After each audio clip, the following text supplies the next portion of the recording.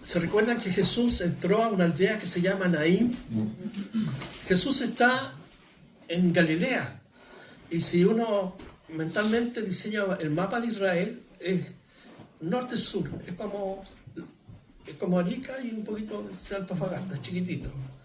Y en el norte está Galilea. Ahí está el mar de Galilea. Todos le llaman el lago o sea, el mar, pero es un lago, el lago de Genesaret. Y Jesús en ese sector usa Capernaum como base de su ministerio. Ahí está con sus discípulos, ya lo escogió. Y ahora comienza a recorrer todas las aldeas, inclusive llega hasta lo que conocemos hoy día como Líbano. Allí va a asistir a una mujer, la sirofenicia, lejos de Israel. Pero aquí está Jesús. Y entró a una aldea que se llama Naín. Y justo venía una multitud con él porque acababa de sanar al siervo de un centurión y otras personas más.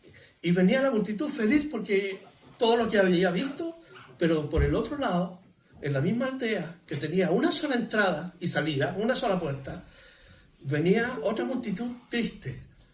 Venían tristes porque venía el único hijo de una mujer viuda que había fallecido. Lo traían.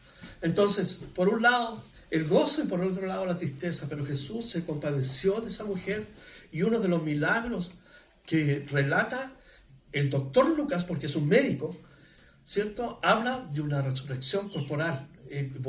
Lo volvió a la vida al joven, le volvió a la vida también la dignidad a esta viuda que había perdido a su esposo, le devolvió su futuro. Así que cuando Dios hace cosas, no tan solo lo hace, el impacto es aquí cercano, siempre hay un impacto colateral que afecta a los que me rodean. Así que siempre cuando Dios nos bendice, no tan solo nos bendice a nosotros, sino también a los que están a nuestro alrededor. Y luego Jesús, ¿cierto? Entonces continúa y comienza a hablar respecto de la necesidad de reconocer a Juan Bautista. Él mismo lo reconoce. Pregunta, ¿a quién salieron a ver al desierto? Y son preguntas retóricas que no requieren respuesta en sí, porque la pregunta en sí mismo es una respuesta. Y él dice a un profeta. Dijo que de verdad Juan era un profeta. Y él lanza una parábola porque estaba allí la multitud, pero también estaban los doctores de la ley. Los doctores de la ley eran los escribas, eran los que transcribían los textos de las escrituras. Hacían de secretarios también en las sinagogas y en el templo. Así que eran personas importantes, eran los doctores en teología de ese tiempo. Estaban los fariseos, estaban los saduceos, ¿cierto? Los saduceos tenían su poder y asiento de poder en el templo, los fariseos en la sinagoga. Y sinagogas había por todo Israel, por lo tanto ellos, ¿cierto?, tenían un control importante sobre la gente. Aquí está la multitud, aquí está la gente y están estos líderes. Y Jesús lanza una pequeña parábola después de todo lo que hizo, ¿cierto? Dice, ¿a qué compararé esta generación? Él dice, la compararé a esos jóvenes que están en la plaza, dice, que dicen, les hicimos la fiesta y no bailaron, jugamos a entristecerlos y no lloraron. Y dice, así es esta generación. Es decir, comparó a los líderes religiosos de aquel tiempo y a la multitud incrédula, a esa clase de personas que no están contentos ni con una cosa ni con otro. Nunca están satisfechos, porque cuando dice, os teñimos palmas, os aplaudimos, está Jesús tipificando la alegría que hay en una boda. Y cuando dice, os endechamos y no lloraste, está él mostrando la tristeza que produce un funeral. Entonces aquí están los religiosos. No aceptan, ¿cierto? No reciben, no participan ni de uno ni del otro. Y así también tenemos gente, ¿cierto?, en todas las etapas de la vida, en todas las generaciones, que nunca están satisfechas con algo. Entonces Jesús lanza y dice, bueno, lamentablemente, dice que estas personas nunca van a recibir el reino de Dios porque están cegados en su vanidad, en su egolatría.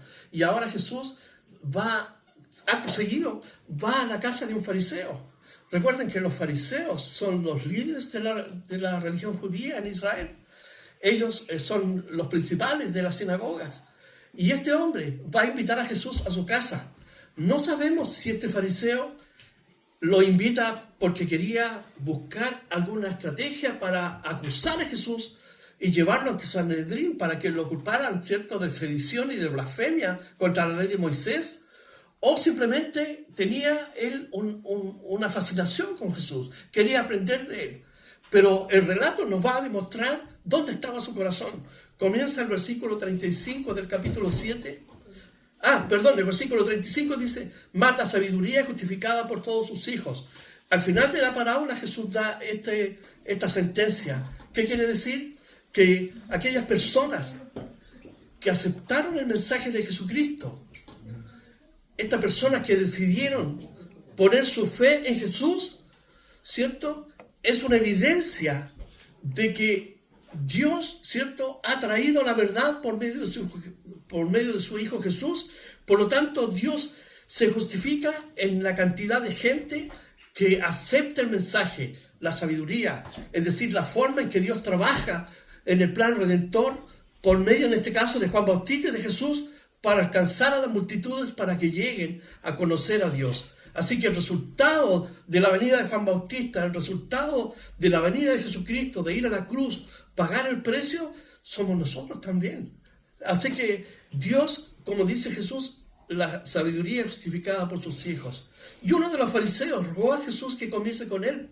Y habiendo entrado en casa del fariseo, dice, se sentó a la mesa. Recuerden que las costumbres del Medio Oriente son distintas. Cuando pensamos en un comedor, no tenemos que hacerlo en la forma occidental del comedor, sino en la forma oriental, que era una mesa, ¿cierto?, pequeña, larga, donde ellos se sentaban en el suelo y se reclinaban en la mesa. Esa era la forma, ¿cierto?, de comer en aquel tiempo. Así que él se sentó, ¿cierto?, a la mesa. Entonces dice, una mujer de la ciudad que era pecadora. Esta persona, Lucas dice pecadora, ¿cierto?, pero literalmente era una prostituta, ¿cierto?, una mujer que su vida estaba relacionada con la prostitución. Al saber que Jesús estaba en la mesa de la casa del fariseo, trajo un frasco de alabastro con perfume. Este frasco de alabastro era el valor, el salario de todo un año de un trabajador. Era un perfume carísimo.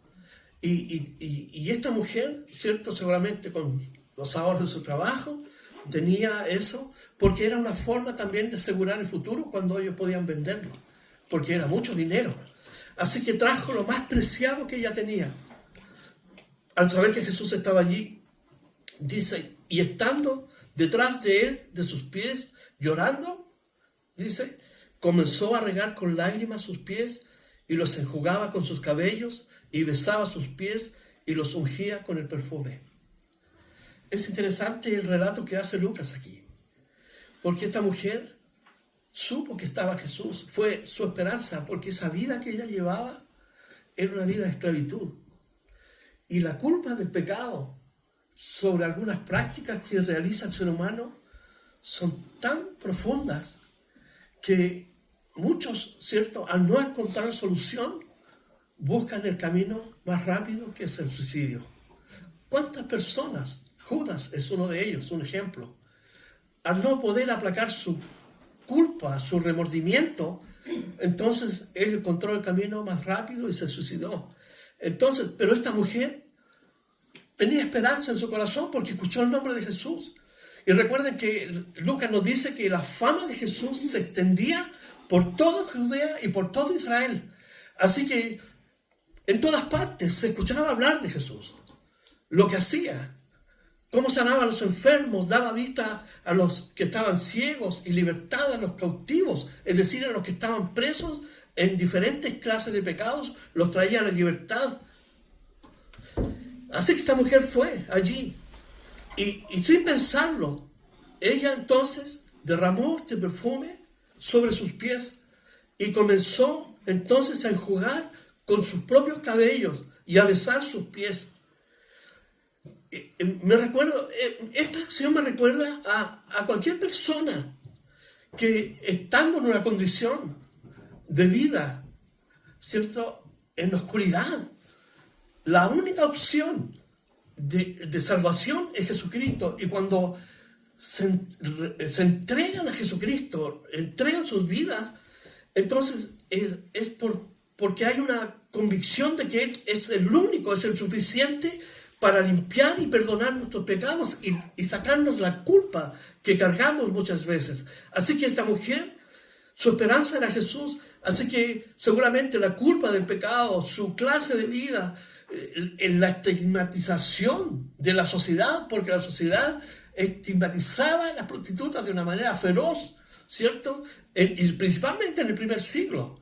La mujer era un objeto, ¿cierto? No era considerada como Jesús la elevó al mismo nivel que el ser humano, en igualdad de condiciones. Pero aquí la mujer era relegada a una condición paupérrima de vida. Por lo tanto, toda esa condición tiene que haber desatado en su mente, en su corazón, la necesidad urgente de ir a Jesús. Y la acción que ella realiza es un acto de sentirse aliviada, de sentir perdón, de percibir la gracia y la misericordia en Jesús. Ungió los pies con perfume.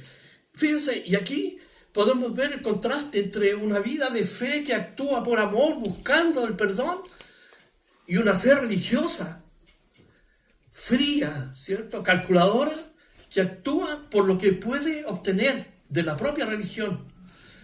Este tipo de persona carga su propia autojusticia, es decir, porque piensa que realiza actos religiosos externos para Dios es suficiente y Dios debiera estar agradecido de eso. Es la condición del fariseo. Y la condición de muchas personas también que piensan que por actos religiosos que realizan, Dios debiera sentirse, ¿cierto?, agradecido de que yo pueda hacer ese acto hacia Él. Pero nada de eso. Aquí hay un contraste entre el cielo y la tierra. Cuando vio el fariseo, dice, cuando vio esto el fariseo que le había convidado, dijo para sí, lo pensó, si fuera profeta, conocería quién y qué clase de mujer es la que le toca, que es pecadora.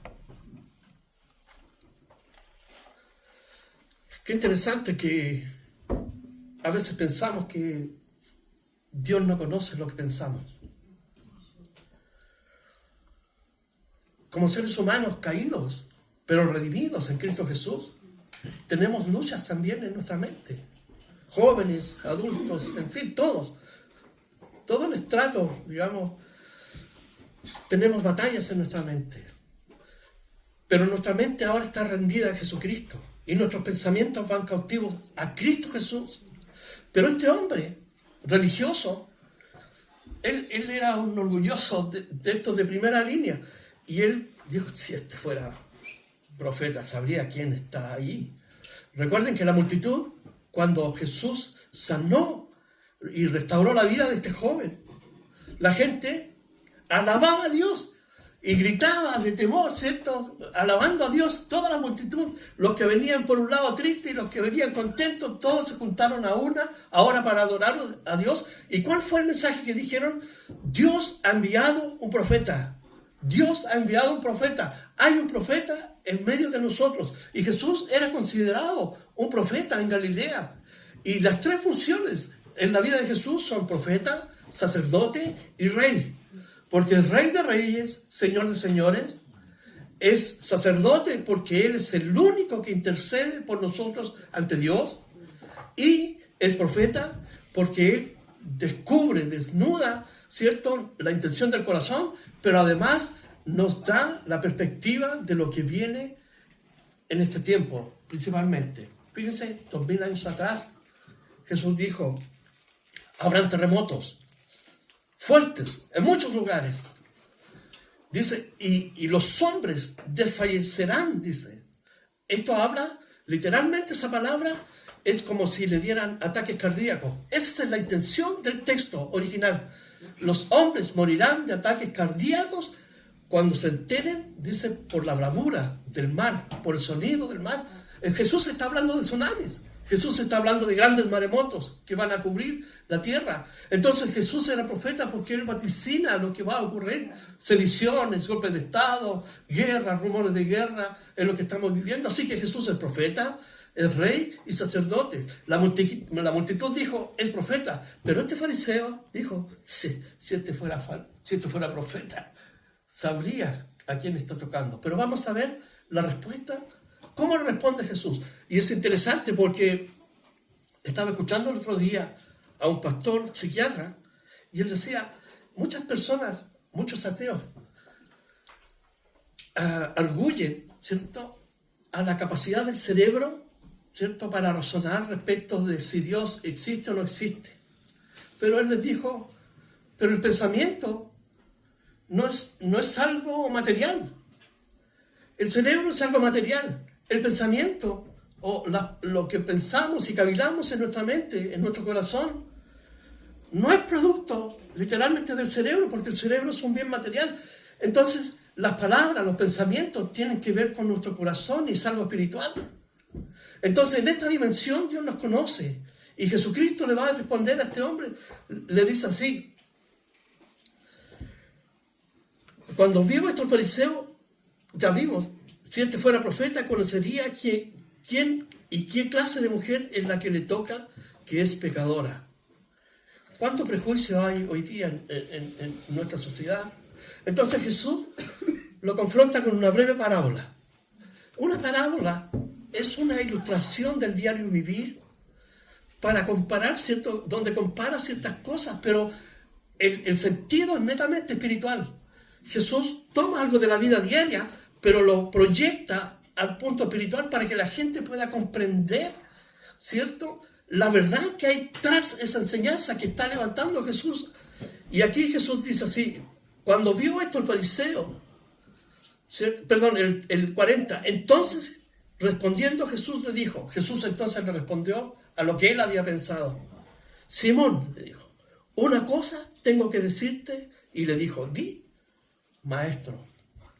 No sé si se lo dijo con ironía, porque ya había pensado, ¿cierto?, irónicamente, si era profeta. Le dijo, mira, un acreedor tenía 2 deudores. Uno le debía 500 denarios, que es el sueldo de 2 años, y otro de 50, 2 meses. Y no teniendo ellos con qué pagar, perdonó a ambos. Di pues, ¿cuál de ellos le amará más? Respondiendo Simón dijo, pienso que aquel a quien perdonó más. Y él le dijo, rectamente ha respondido. Jesús está usando esta parábola como un espejo para que el fariseo pueda verse en esta enseñanza, en esta ilustración. La palabra de Dios, el profeta Jeremías dice que es como un espejo, porque cada vez que nos adentramos en la enseñanza o en estudiar la palabra de Dios, en buscar la enseñanza de Jesús, esta debiera, ¿cierto?, llevarnos a que nosotros nos analicemos en las palabras de Dios. Entonces Jesús usa esto como un espejo para que él pueda verse. Pero vamos a ver cómo termina estos pequeños textos del final del capítulo 7. Primero, debo decir que el Salmo 139 nos habla de la omnisciencia de Dios. ¿Qué es la omnisciencia? Es que Dios conoce todos nuestros pensamientos. Porque Él es Dios. Es uno de los atributos de Dios. Dios es omnisciente, es omnipresente, ¿cierto? Es todopoderoso. Esa palabra es el Shaddai, Dios todopoderoso. Entonces Dios conoce todos nuestros pensamientos. De hecho, el Salmo 139, versículo 1 y 2 dice así: Oh Jehová, tú me has examinado y conocido. Tú has conocido mi sentarme y mi levantarme, has entendido desde lejos mis pensamientos. Oh Jehová, tú me has examinado. Dios nos visita cada día. Examina nuestro pensamiento, nuestro corazón. ¿Dónde estamos en Cristo nosotros? Y tal como nos enseña el Salmo que Dios es omnisciente, Jesucristo, siendo Dios, tiene los mismos atributos. Porque el fariseo lo pensó, pero Jesús le respondió a esos pensamientos que él tenía en su mente. Él no arguyó palabras, simplemente Jesús entendió claramente lo que él estaba diciendo. Por eso le da esta parábola. Entonces utiliza, ¿cierto?, del hombre que tenía más deuda y el que tenía una deuda menor, Y él responde, dice Jesús, rectamente ha respondido. Entonces, la diferencia entre la mujer que se derramó delante de Jesús es que ella se derramó ante Jesús por la gracia, el amor y la misericordia que encuentra en él. Jesús fue su única respuesta en una sociedad castigadora. Quizás en su familia también castigadora, ¿cierto? Porque una de las cualidades que tiene nuestra sociedad es que es castigadora a lo sumo. Entonces, ella estaba aplastada por sus pecados, también por su familia, por la sociedad, pero vio en Jesucristo la respuesta. La cruz siempre es respuesta a nuestros problemas, a nuestras necesidades, primero a nuestros pecados. Cristo en la cruz perdona nuestros pecados, pero también su gracia, tal como actuó en esta mujer, actúa en nosotros para hacernos sentir libres. Entonces, vemos aquí la humildad, vemos aquí entonces un amor, ¿cierto? Frente a Jesús, una gracia derramada sobre la vida de esta mujer, y ella responde con lo más preciado que tenía, que era su perfume y su propia vida, porque se derramó, se humilló. Besar los pies de alguien era solamente de un esclavo. Entonces ella se sumerge en la vida de Jesús. En cambio, el fariseo quedó al descubierto. Jesús descubrió la actitud de su corazón porque no comprendía la gracia. No entendía lo que era el amor, el perdón, porque él estaba en una tarima de la religiosidad. Y cuando alguien se sube a esa tarima de la religiosidad, ¿sabe? Pierde lo esencial, la esencia de aquello que hemos recibido de parte de Dios, del amor, la compasión, la bondad hacia mi prójimo. Porque en esa plataforma donde están, se sienten mini dioses religiosos. Pero Dios no se impresiona con la religiosidad de un hombre, porque en el Antiguo Testamento Dios dice: yo estoy harto de sus sacrificios, de sus ayunos, de sus lunas nuevas. Lo único que yo quiero es un corazón contrito, es decir, que esté dispuesto, sensible y humillado delante de mí. Dios no quiere lo externo, Dios quiere lo interno. Recuerden que este cuerpo un día va a la tierra, pero Él quiere lo más esencial de nuestro ser, que es nuestra alma. Jesús dijo: no temáis los que pueden matar el cuerpo, antes temed aquel que puede matar tu alma y echarla en el infierno. Entonces, este hombre estaba por fuera lleno de religiosidad, pero no conocía el perdón, no conocía la gracia, no conocía, ¿cierto?, el amor. Era un tipo súper discriminador. Y su vida estaba basada en la autojusticia. Pero nuestra vida cristiana está basada en la justicia de Dios. Porque en la justicia de Dios nosotros merecíamos ser condenados. Pero Cristo Jesús toma nuestro lugar. Y Dios nos imputa esa justicia a nuestro favor. Lo que nos hace merecedor de la libertad. Por eso Jesús dijo: si el Hijo de Dios os libertare, seréis verdaderamente libres. Y en Cristo nosotros podemos experimentar la libertad.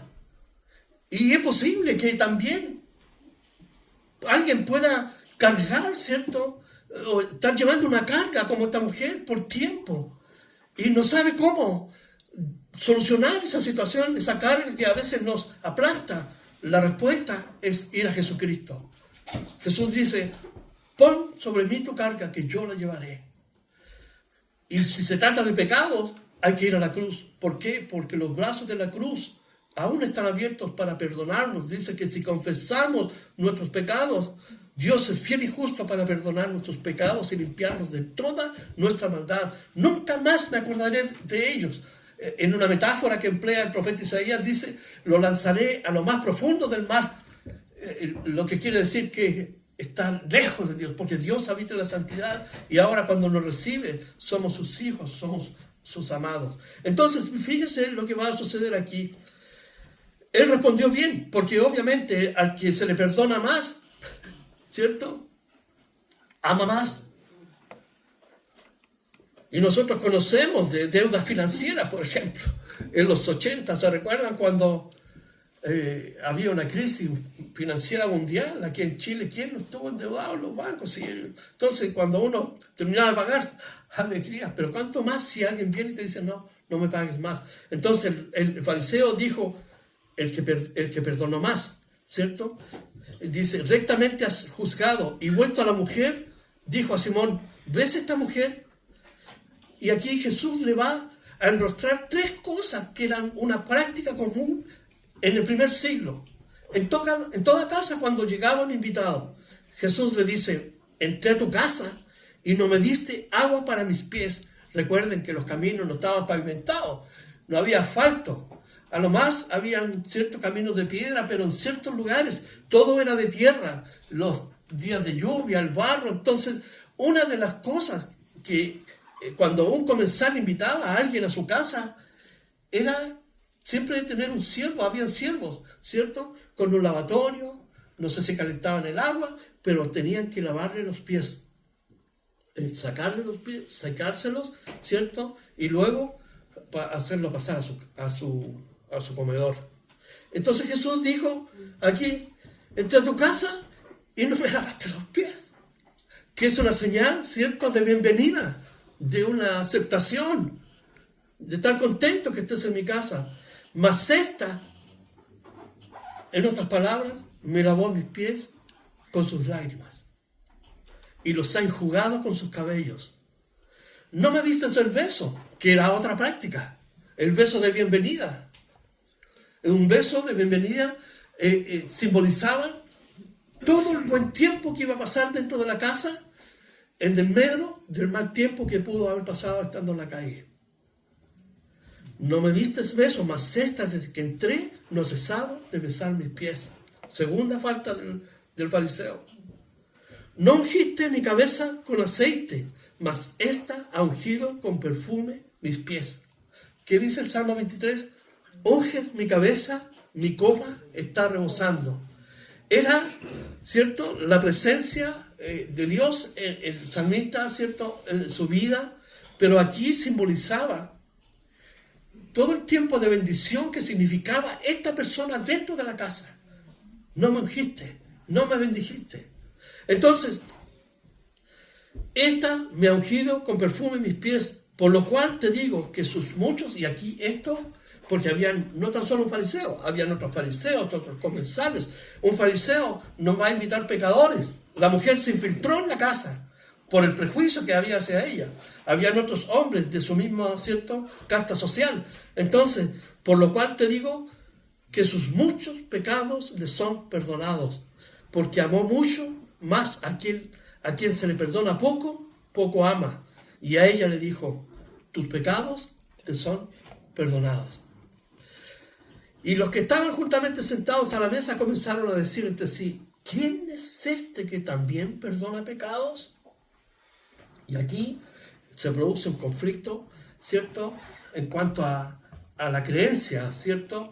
Porque recuerden que los judíos hasta el día de hoy tienen su teología, su conocimiento de la Torá, que es todo el Antiguo Testamento, tal como nosotros lo tenemos.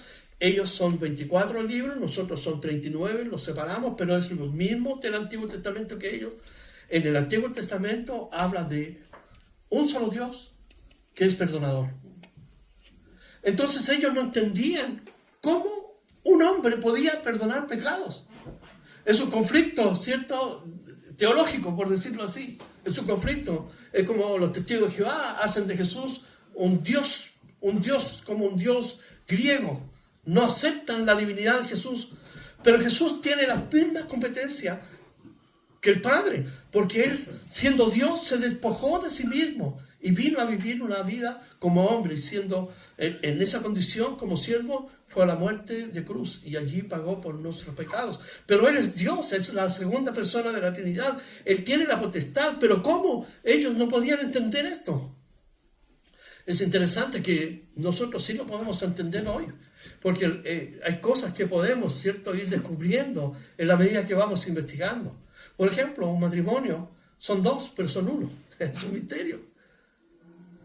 Jesús, en el Génesis, y Jesús dijo, y no serán más los dos, ¿cierto? Serán una sola carne, serán uno.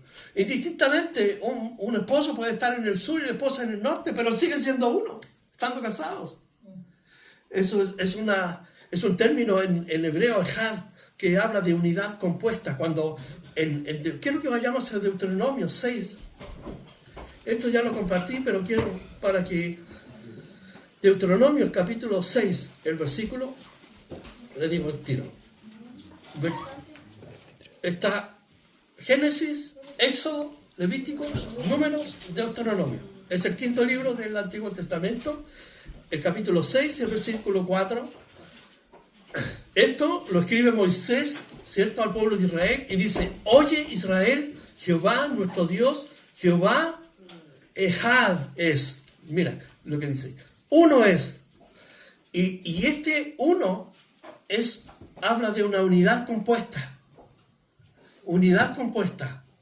Así como el hombre y la mujer es una sola carne, así Dios es una unidad compuesta. ¿Y cómo está compuesta? Dios Padre, Dios Hijo, Dios Espíritu Santo. En el principio dice Génesis 1:1, creó Elohim los cielos y la tierra. El IM, la terminación IM en hebreo siempre es plural. Entonces, en el principio creó Dios, plural, los cielos y la tierra. Porque en Colosenses, el capítulo 2 y el capítulo 1 dice que en Cristo Jesús, por Cristo Jesús fueron creados todas las cosas, las que están arriba, las que están abajo, en fin, todo fue creado por Él y para Él. Jesucristo es el agente creador. Y el Espíritu Santo, dice el versículo 2 de Génesis 1:2, y el Espíritu de Dios se movía sobre la faz de las aguas. Entonces está el Padre, está el Hijo, está el Espíritu Santo. Entonces, cuando los judíos escucharon decir: mujer, tus pecados te son perdonados, ellos tenían que haber recurrido a su conocimiento de la Escritura y entender claramente que Dios es un ser compuesto. Cuando la mujer samaritana le pregunta a Jesús, o más bien dicho, Jesús le hace una afirmación a ella, le dice: Dios es espíritu. Dios es espíritu. Está hablando también de una unidad compuesta: Dios Padre, Dios Hijo, Dios Espíritu Santo. Y como Hijo tiene la potestad de perdonar nuestros pecados. Jesús, en la cruz del Calvario, recuerden que dijo: Padre, todo está consumado. Y más aún, cuando se estaban burlando, Jesús dijo: Padre, perdónalos porque no saben lo que hacen. Pero una vez que Jesucristo muere en la cruz y resucita, ahora toda la autoridad es conferida a Jesucristo. Él dice en Mateo 28, toda la autoridad me ha sido dada. Por lo tanto, dice, id y predicar. Pero Él tiene la potestad de perdonar los pecados. Y le dice a la mujer, si pueden volver a Lucas.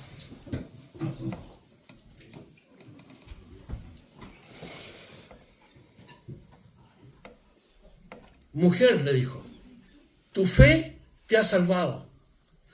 ¿Se dan cuenta cuando uno conecta esto que dice Jesús con la acción que ella tomó de ir a los pies de Jesús? Es porque ella tiene un acto de fe. Ella en su corazón creía que Jesucristo es la respuesta para el perdón de sus pecados. Por lo tanto, Jesús, ¿cierto?, manifiesta aquí ese don de la fe para creer. Y no porque ella lavó los pies de Jesús, Jesús le perdonó sus pecados. Simplemente el amor, ¿cierto?, fluye de forma natural, espontánea, cuando amamos a Dios, cuando nos involucramos con Él. Y la acción de ella fue este reflejo de lavar los pies de Jesús, de ungirlo para su muerte. Entonces Jesús le dijo, tu fe te ha salvado, ve en paz. La única forma de que un hombre, una mujer, puede estar en paz con Dios es si Jesucristo perdona nuestros pecados.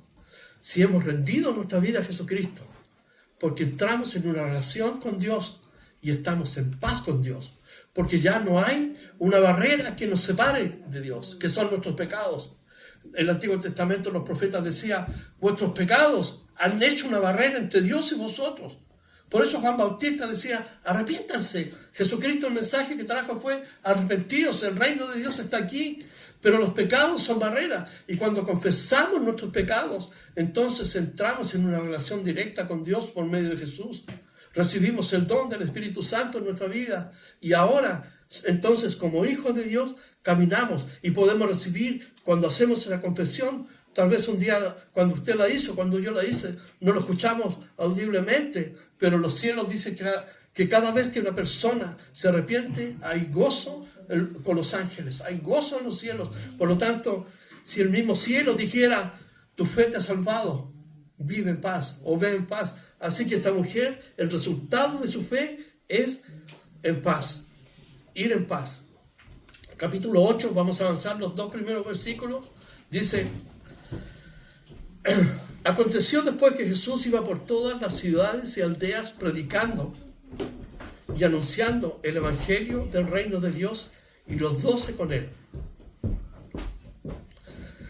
Y algunas mujeres que habían sido sanadas de espíritus malos y de enfermedades, María, que se llamaba Magdalena, de la que habían salido 7 demonios, Juana, mujer de Chuza, intendente de Herodes, y Susana, y otras muchas que le servían de sus bienes. El versículo 1 nos habla de la universalidad del mensaje de Jesucristo, porque es para todo el mundo.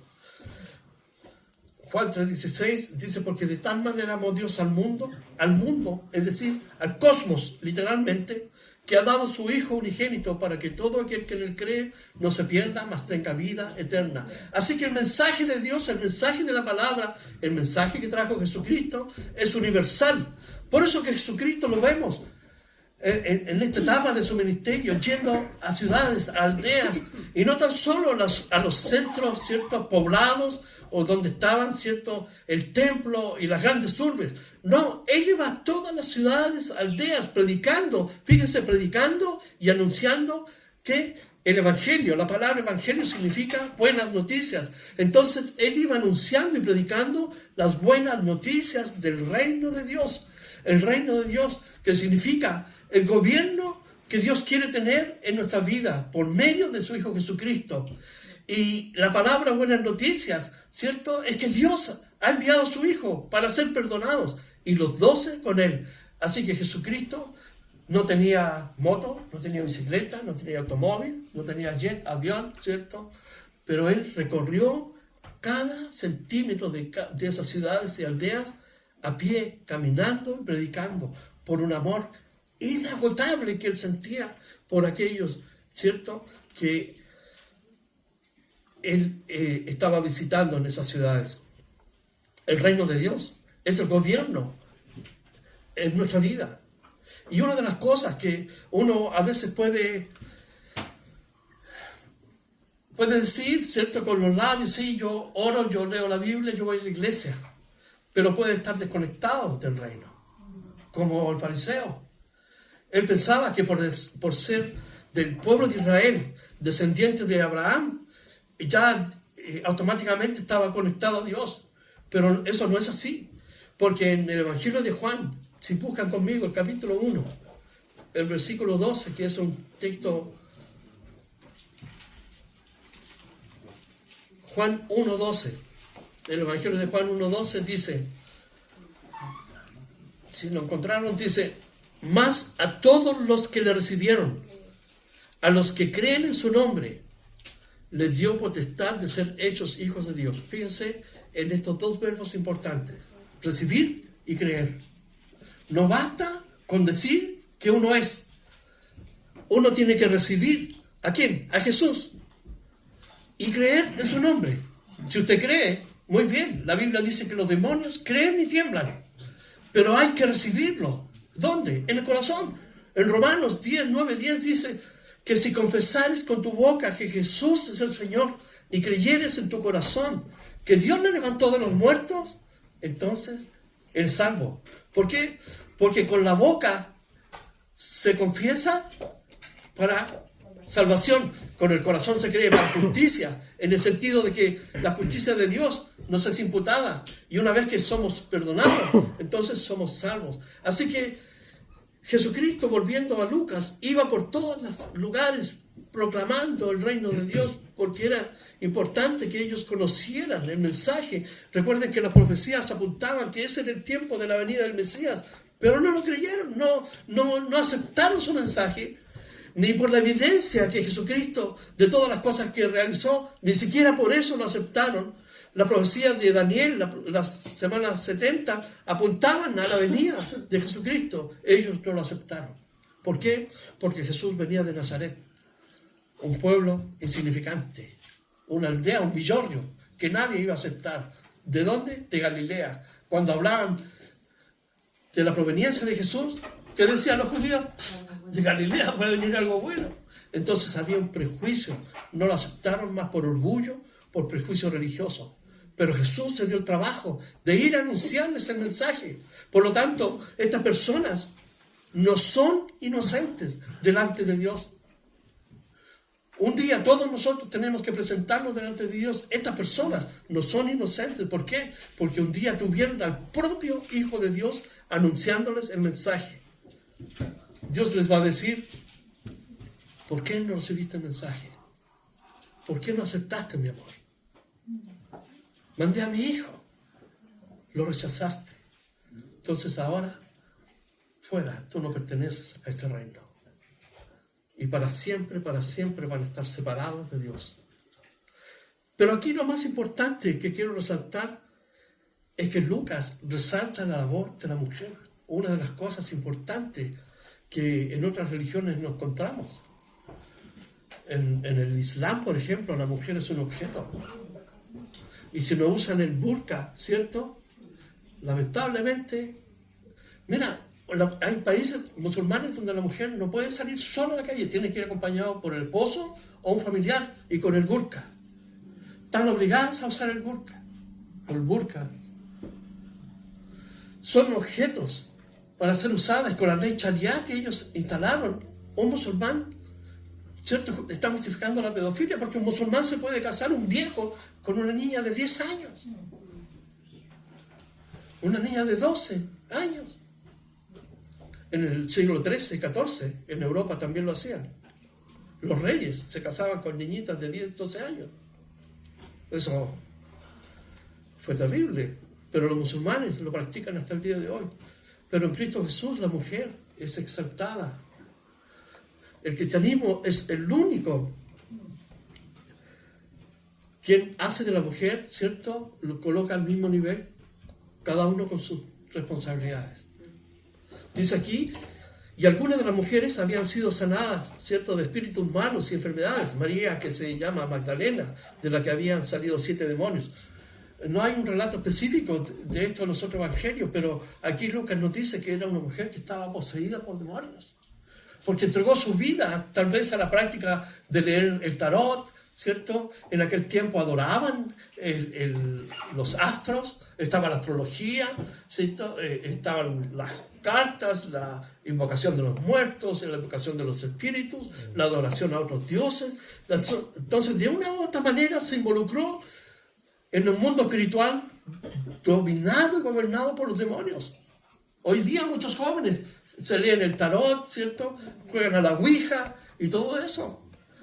Y lamentablemente abren una puerta para que los demonios puedan tomar su vida. En un mundo espiritual que nosotros no vemos, pero si pudiéramos verlos, quedaríamos espantados de lo que hay ahí.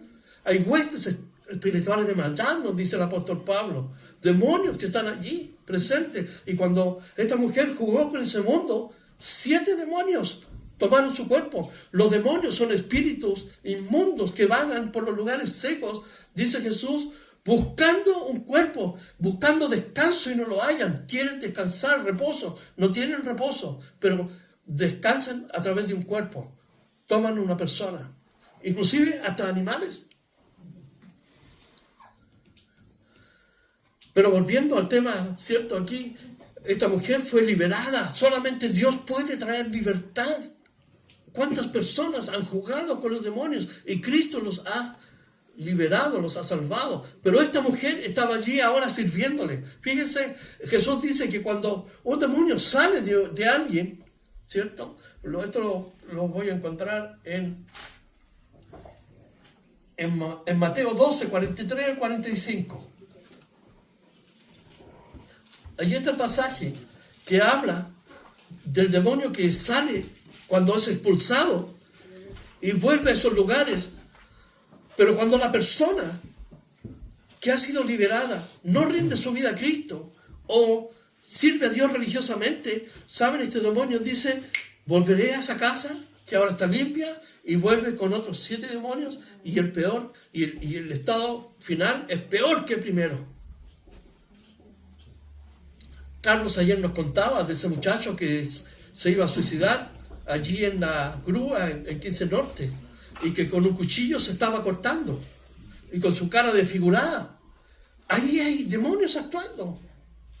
Y se caracterizan por cambiar la voz, tener una fuerza, ¿cierto?, que es irresistible. El gadareno, por ejemplo, lo amarraban con cadena y nada podía sujetarlo, pero solamente el poder de Cristo, y esta mujer fue liberada, sirviendo a Jesús. El versículo 3 dice que Juana, mujer de Chuza, intendente de Herodes, es decir, que el Evangelio tocó también las esferas políticas, las esferas de poder. Y esta mujer, siendo esposa de Chuza, que era intendente de Herodes, un cargo no menor, y Susana y otras muchas le servían con sus bienes. Qué importante es el servicio de la mujer, porque María Magdalena, la que fue liberada, fue la que tuvo el honor de ir a anunciarles a los discípulos que Jesús había resucitado, porque el día 1 de la mañana, ¿cierto?, ella y otras mujeres fueron a buscar a Jesús, y Jesús había resucitado. Y cuando llegó el momento, entonces el ángel le dice, anda a decirle que ha resucitado. Y en una oportunidad otro evangelista, ¿cierto?, de los evangelios, dice que se encontró directamente con Jesús y le tomó los pies y no quería dejarlo ir.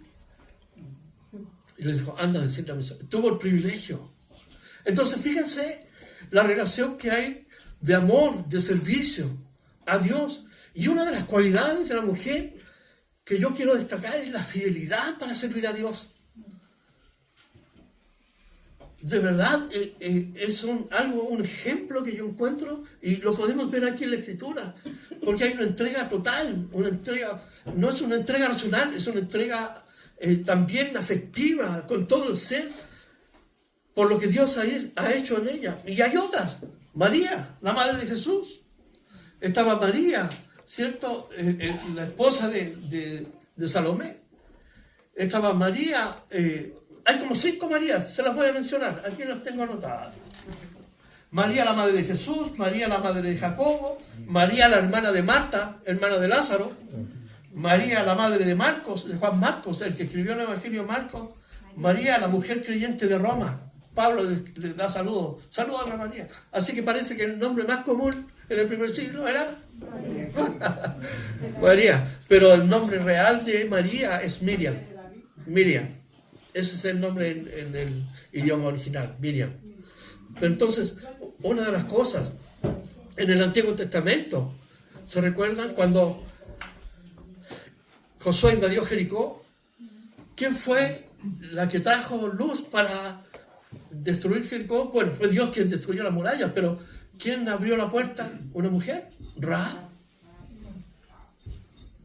Hay diaconisas en el Nuevo Testamento, hay mujeres que son jueces, Débora, Ruth, en fin, Dios ha exaltado a la mujer porque ha encontrado fidelidad, y esta es una de las cualidades, ¿cierto?, en todo el Nuevo Testamento.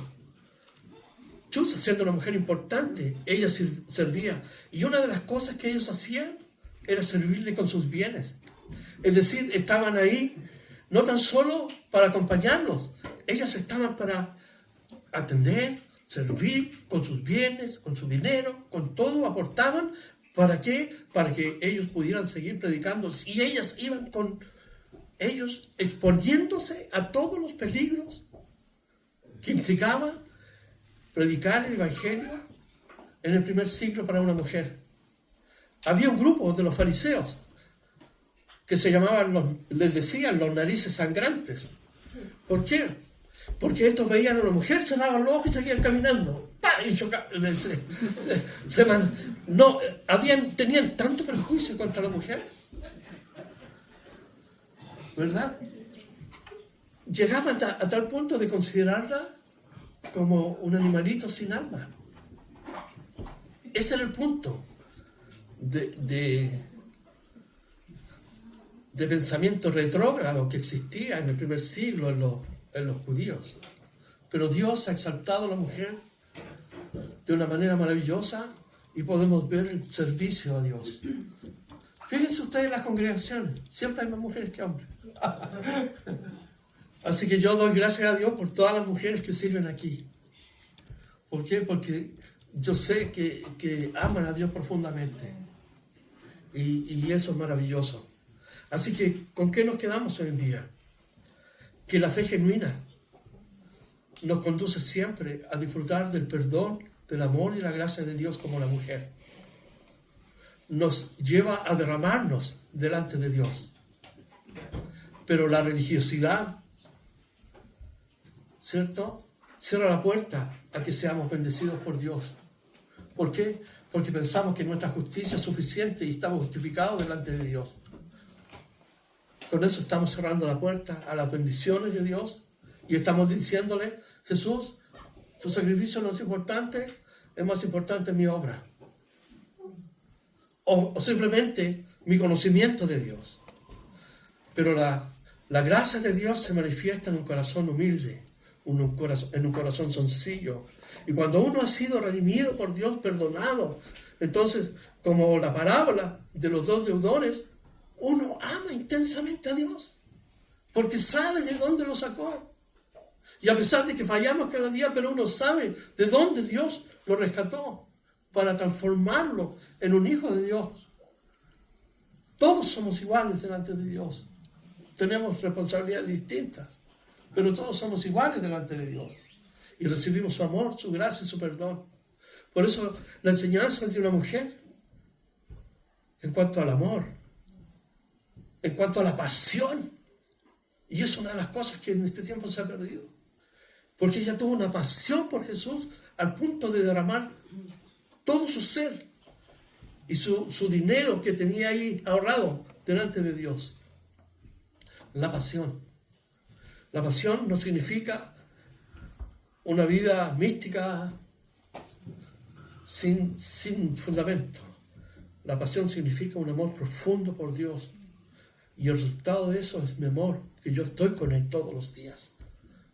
Lo busco a Él, hablo con Él, medito sobre Él, leo lo que Él quiere hablar a mi vida. Y con esa clase de personas, Jesucristo dice dos cosas: tus pecados te son perdonados, tu fe te ha salvado, vive en paz, ve en paz. Por eso tenemos la paz de Dios en nuestra vida, porque estamos con Dios, en paz con Dios. Dos ejemplos, dos personas, dos seres humanos, con mismas necesidades, mismas prerrogativas, pero con dos visiones distintas de la vida. Una basada en la autojusticia y otra solamente en la gracia y la misericordia de Dios.